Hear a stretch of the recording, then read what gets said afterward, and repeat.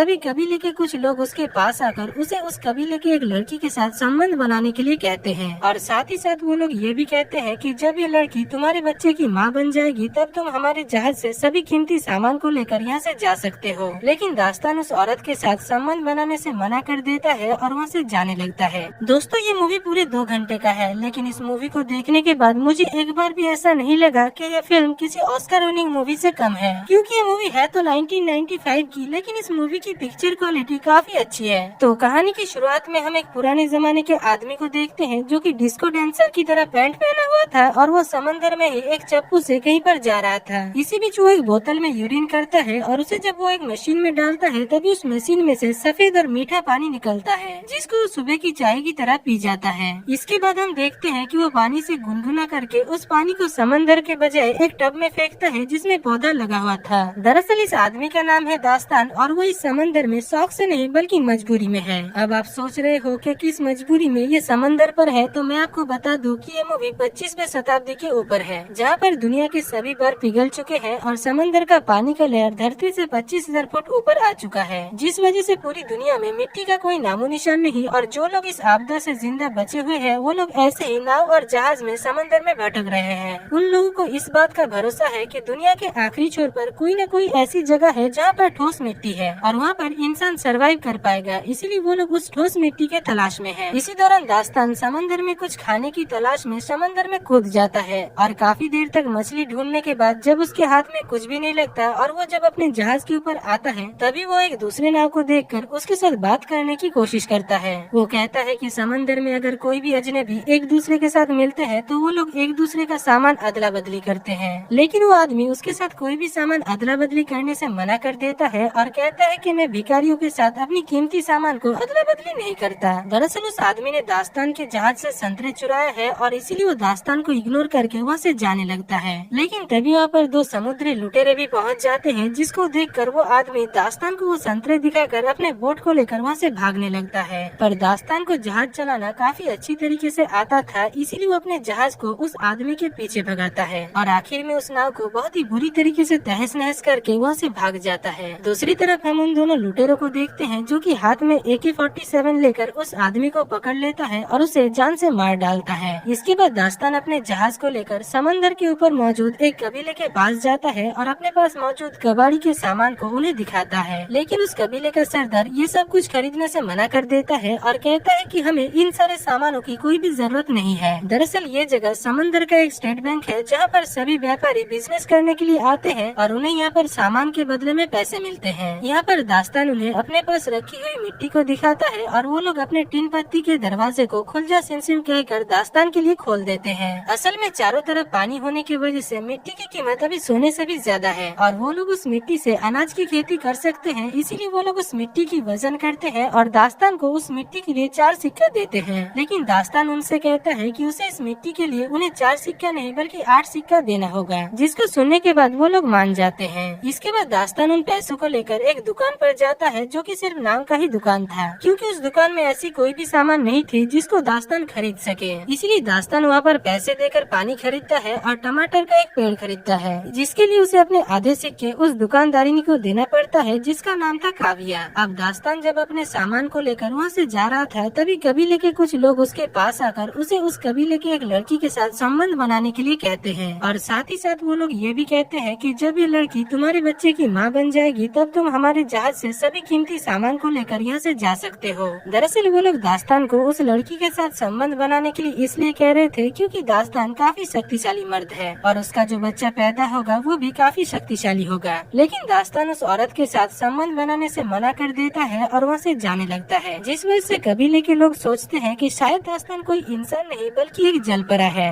क्योंकि इतने दिनों तक अकेला रहने के बाद कोई भी मर्द किसी भी औरत के साथ संबंध बनाने से मना नहीं कर सकता है। इसीलिए वो कबीले के लोग दास्तान के ऊपर शक करके दास्तान को पकड़ लेते हैं और उनमें से एक आदमी देखता है कि दास्तान के कान के पीछे एक अजीब सा निशान है जो कि दरअसल जलपरा के कान के पीछे होता है। इसीलिए कबीले के सभी लोग मिलकर दास्तान को पकड़ लेते हैं। इसके बाद दास्तान को वो लोग एक पिंजरे में डालकर पानी में डुबाकर मारने लगते हैं और यहाँ पर हमें पता चलता है कि वो लोग किसी भी इंसान को मारने के बाद उसे फेंकने के बजाय उसके शरीर को पिघलाकर खाद बनाते हैं, जिसको वो लोग पेड़ और पौधे में डालकर फसल उगाते हैं। अब दास्तान को जब वो लोग पानी पानी में डुबाकर मार रहे थे तभी उनके कबीले के ऊपर कुछ लुटेरे हमला कर देता है, जिस वजह से कबीले के सभी लोग इधर उधर भागने लगते हैं। यहाँ पर हम देखते हैं कि उन लुटेरों के पास बड़े बड़े महंगे महंगे हथियार से लेकर फाइटर जेट भी है, जो कि यूक्रेन के पास भी नहीं है। वो लोग अपने महंगे महंगे हथियार से उस कबीले के ऊपर अंधाधुंध गोलियां चलाते हैं, जिससे वो कबीला पूरी तरीके से तहस नहस हो जाता है। इधर काव्या दास्तान को डूबते हुए देखकर उसके पास आती है और उससे कहती है कि वो उसे बचा सकती है, लेकिन इसके लिए दास्तान को उसे अपने साथ अपने जहाज में लेकर जाना होगा। जिसके बाद दास्तान मान जाता है और वो काव्या और उसकी बेटी जिसकी नाम थी जूलिया, उन दोनों को लेकर अपने जहाज से वहाँ से निकल पड़ता है। यहाँ पर हमें पता चलता है कि जूलिया के पीठ के पीछे एक नक्शा है, जो कि दरअसल उस जगह का नक्शा है जहाँ पर ठोस मिट्टी है, यानी जहाँ पर जमीन है। साथ ही साथ हमें ये भी पता चलता है कि दास्तान सच में एक जलपरा है और वो पानी के अंदर भी सांस ले सकता है। यहाँ पर दास्तान काव्या से कहता है कि काव्या और उसकी बेटी में से किसी को मरना होगा, क्योंकि उनके पास पीने के लिए ज्यादा पानी नहीं है और अगर उनमें से कोई भी नहीं मरती है तो वो तीनों ही पानी की वजह से मारे जाएंगे। जिसको सुनने के बाद काव्या काफी परेशान हो जाती है, लेकिन वो किसी तरीके से दास्तान को मना लेती है। दूसरी तरफ हम उस लुटेरों के सरदार को देखते हैं जिसका नाम था अंधेरा, और वो अपने साथियों से कहता है कि उसे किसी भी हालत में वो बच्ची चाहिए जिसके पीठ में वो धरती का नक्शा है। अब अंधेरा अपने सभी साथियों को जश्न करने के लिए सिगरेट फेंकता है और तभी एक बूढ़ा आदमी अंधेरा से कहता है कि सरदार, जहाज का तेल कुछ ही दिनों के अंदर खत्म होने वाला है। जिसको सुनने के बाद अंधेरा बावला हो जाता है और यहाँ पर हमें पता चलता है कि अंधेरा अंधा होने के साथ साथ सनकी भी है, क्योंकि वो सिगरेट जलाने के बाद माचिस की तीली को पेट्रोल के टैंक में फेंक रहा था। पर इससे पहले कि उनके जहाज का सत्यानाश होता, एक आदमी माचिस की तीली को पकड़ लेता है और वो लोग बच जाते हैं। खैर, यहाँ पर अंधेरा अपने एयरफोर्स को उस टैटू वाली लड़की को पकड़ने के लिए भेज देता है। दूसरी तरफ हम दास्तान को देखते हैं, जो कि अपने जहाज में काव्या और जूलिया को लेकर वहाँ से जा रहा था, लेकिन तभी वहाँ पर एक एयरफोर्स आकर उनके ऊपर हमला कर देता है, जिसको देखकर दास्तान हथियार लाने के लिए जहाज के नीचे जाता है। इधर काव्या को लगती है कि दास्तान उस एयरफोर्स को देखकर वहाँ से भाग गया है, इसलिए काव्या वहाँ पर मौजूद एक हथियार से उस फाइटर प्लेन के ऊपर शूट करती है और वो रस्सी सीधा जाकर उस प्लेन में अटक जाता है, जिस वजह से वो प्लेन उस जहाज के चारों तरफ गोल गोल घूमने लगता है। पर तभी वहाँ पर दास्तान आकर किसी तरीके से उस रस्सी को काट देता है, जिससे वो प्लेन फ्री होकर वहाँ से चला जाता है। अब क्योंकि काव्या ने ही ये सब कुछ की थी, इसलिए दास्तान काव्या के ऊपर गुस्सा होकर उसकी और उसकी बेटी की बाल को काट देता है। इसके बाद जब वो लोग समंदर में भटक रहे थे, तभी उन्हें एक दूसरा बोट नजर आता है, जिसको देखकर काव्या दास्तान से कहती है कि हमें उस बोट के पास जाना चाहिए, ताकि हमें उस बोट से खाने के लिए कुछ सामान मिल सके। लेकिन दास्तान उस नाव के पास जाना तो नहीं चाहता था, पर फिर भी काव्या के बातों पर आकर वो उस आदमी के पास जाता है। वहाँ पर पहुंचकर दास्तान को पता चलता है कि वो आदमी सनकी है और वो काव्या को खरीदना चाहता है, लेकिन उसके पास इसके बदले में दास्तान को देने के लिए कुछ भी नहीं है। दूसरी तरफ वो आदमी दास्तान को एक डिब्बे भर कागज दिखाता है, और क्योंकि कागज की कीमत अभी काफी ज्यादा है और दुनिया में कहीं पर भी कागज नहीं है, इसलिए दास्तान काव्या को आधे घंटे के लिए उस कागज के बदले में उस सनकी को दे देता है। लेकिन जब वो सनकी काव्या की वस्त्र हरण कर रहा था, तभी वहाँ पर दास्तान पहुँच जाता है और वो सनकी से कहता है कि हमारा डील खत्म हुआ, जबकि उसे काव्या के साथ 5 मिनट भी नहीं हुआ था। इसलिए उस सनकी का दिमाग सटक जाता है और वो एक चाकू लेकर दास्तान को मारने की कोशिश करता है, पर दास्तान काफी शक्तिशाली था, इसलिए उल्टा दास्तान ही उस आदमी को जान से मार डालता है। अब दास्तान को पता था कि काव्या और जूलिया भूखी हैं, इसलिए दास्तान पानी में कूद जाता है और एक मछली को पकड़ कर लाता है, जिसके बाद वो सभी मिलकर उस मछली का भोजन करते हैं। और साथ ही साथ हमें ये भी देखने को मिलता है कि जैसे जैसे दिन गुजर रहा था, दास्तान और काव्या काफी करीब आ गए थे और वो दोनों काफी अच्छे दोस्त भी बन चुके थे। इसी दौरान एक दिन दास्तान देखता है कि उसके जहाज के पीछे एक नाव है, जिसको देखकर दास्तान को कुछ भी समझ में नहीं आता है। पर जब काव्या उस जहाज को देखती है, तभी वो समझ जाती है कि वो जहाज समुद्री लुटेरों का है, इसलिए वो दास्तान को बताती है कि वो समुद्री लुटेरा है और वो लोग जूलियन के पीछे है, क्योंकि जूलियन के पीठ में दुनिया के आखिरी छोर में मौजूद धरती का नक्शा है। जिसको सुनने के बाद दास्तान काव्या से कहता है कि ऐसी कोई भी जगह होती ही नहीं। इधर काव्या कहती है कि हाँ होती है, क्योंकि उसे जब जूलिया मिली थी तब जूलिया के पास मिट्टी थी और मिट्टी सिर्फ धरती पर ही मिलता है। यहाँ पर हमें पता चलता है कि जूलिया काव्या को पानी में बहते हुए मिली थी। इधर दास्तान को काव्या की इस बात पर बहुत गुस्सा आता है और वो काव्या को एक बॉक्स में डालकर समुद्र के नीचे लेकर जाता है, और वहाँ पर पहुंचकर काव्या देखती है कि समंदर के नीचे बहुत सारे आलीशान बिल्डिंग है, जो कि अभी पानी के नीचे डूब गए हैं। खैर, जब वो दोनों पानी से बाहर आते हैं, तभी वो दोनों देखते हैं कि समुद्री लुटेरा उनके जहाज के ऊपर कब्जा कर लिया है और अब वो लोग उनको भी पकड़ लेते हैं। यहाँ पर वो समुद्री लुटेरे उन दोनों से पूछते हैं कि जूलिया कहाँ पर है, लेकिन क्योंकि क्योंकि उन दोनों को जूलिया के बारे में कुछ भी पता नहीं होता, इसीलिए वो दोनों कहते हैं कि उन्हें जूलिया के बारे में कुछ भी पता नहीं है। जिसको सुनने के बाद वो लुटेरों का सरदार अंधेरा अपने लोगों को दास्तान और काव्या को मारने के लिए कहता है। दूसरी तरफ हम जूलिया को देखते हैं जो कि जहाज के नीचे छुपी हुई थी और वो उन दोनों को मरते हुए सुनकर जहाज से बाहर आ जाती है और वो लुटेरा उसे पकड़ लेता है।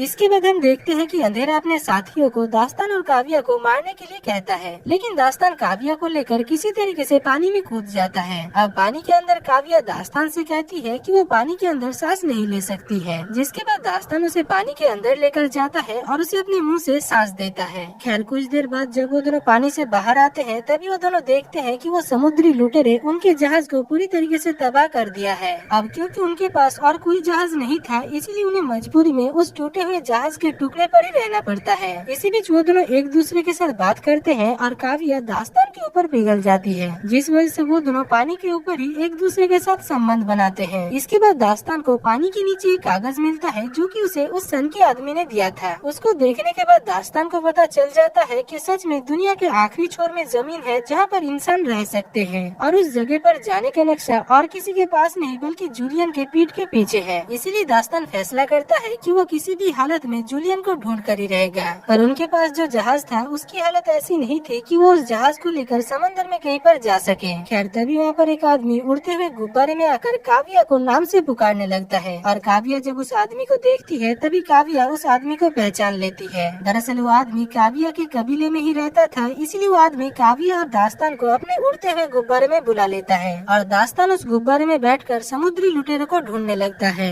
काफी देर तक ढूंढने के बाद दास्तान को वो समुद्री लुटेरों का जहाज मिल जाता है और दास्तान किसी तरीके से छुपते छुपाते हुए उस जहाज के ऊपर चढ़ जाता है। अब दास्तान अंधेरे के पास आकर कहता है कि जूलियन को मेरे हवाले कर दो, लेकिन अंधेरा जूलियन को उसके हवाले करने से मना कर देता है। जिसके बाद हम देखते हैं कि दास्तान अपने पास मौजूद एक बम को पेट्रोल के टैंक के अंदर डाल देता है, जिसके बाद वहाँ पर एक तेज धमाका होता है और कई सारे समुद्री लुटेरे मारे जाते हैं। इसके बाद दास्तान जूलियन को ढूंढने लगता है और तभी हम देखते हैं कि अंधेरा जूलियन को लेकर एक प्लेन में कहीं पर जाने लगता है, लेकिन इससे पहले कि अंधेरा जूलियन को लेकर वहाँ से निकल जाता है तभी दास्तान वहाँ पर आकर किसी तरीके से उस प्लेन को क्रैश करवा देता है। दूसरी तरफ उस उड़ते हुए गुब्बारे वाला आदमी वहाँ पर आ जाता है और दास्तान और जूलिया को गुब्बारे के ऊपर ले लेता है। इसी बीच दास्तान देखता है कि उस जहाज में एक धमाका होता है और सभी लुटेरे मारे जाते हैं। पर यहाँ पर हम देखते हैं कि अंधेरा अभी तक मरा नहीं था और वो एक पिस्टल से दास्तान के ऊपर शूट करता है, लेकिन वो गोली दास्तान को तो नहीं लगता पर जूलिया उस बैलून से नीचे गिर जाती है। पर इससे पहले कि अंधेरा जूलिया को पकड़ लेता, दास्तान किसी तरीके से नीचे आकर जूलिया को ऊपर उठा लेता है